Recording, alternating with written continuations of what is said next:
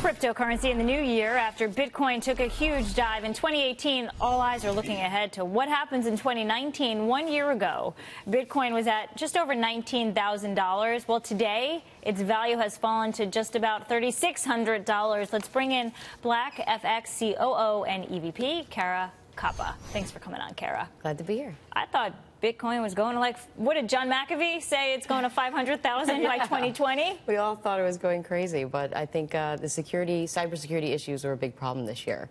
$1 billion so far in 2018 were lost, the biggest heist in world history in humanity. So how do we prevent something like that from happening in 2019? Cybersecurity. So there's a lot of issues with blockchain. It is a new technology. BlaKFX has uncovered many issues. We have 18+ patents pending to fix all those. We have lots of solutions to fix all those problems and make it more secure and ensure that your money stays that way. Mm-hmm.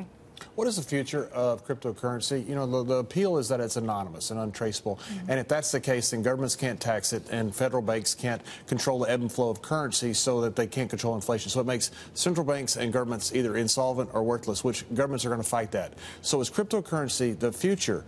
Is it going to be a store of value or is it going to be a fiat currency? Yeah, so I think we're working with the governments right now, especially in Malta with Blockchain Island, and helping them to create cybersecurity regulations to ensure that there is no theft and to ensure that we can move forward with this as a currency in the future.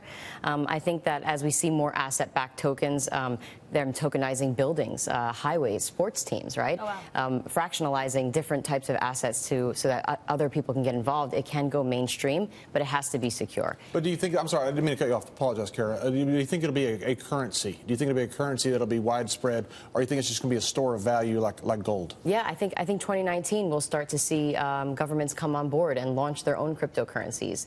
Dubai, for example, by 2020 they will have their initiative is to have their entire government on blockchain. That is a stunning statistic, a goal that you talk about there. Governments on the other side are talking about some of the security problems, not just with theft, but with terrorist organizations being able to use it, drug traffickers, because it's anonymous, because it's untraceable. How are governments working on that piece of the security issue? Yeah, so I think once you do make it secure, then you don't have to have it anonymous, right? You can have governments part of that bigger picture, and when you bring in banks and governments into this cutting-edge technology, it goes a long way, right? But I think that's also another prediction that we'll see here in 2019. We'll see a lot of alliances. So we'll see government sector coming in together, different exchanges and cybersecurity companies coming together to make it a much better, tighter technology. What is your best guess as which cryptocurrency makes it? When you talk about cryptocurrency, I don't understand blockchain is different. These governments doing this, like you see in the Baltic states, was a phenomenal thing for the governments with the national IDs that they can do. But as far as the cryptocurrencies, Bitcoin now, it costs more to mine it than it does to actually make it. Does Ethereum make it? Does Bitcoin make it? Do you have a prediction as far as which cryptocurrency is going to make it, at least in 2019? Yeah, I don't. I think that remains to be seen. I think Bitcoin was a great proof of concept. I think it'll be around for a really long time, but it's more of something collectible, if you will. It also seems like it was such a fad, but not enough places actually accepted it.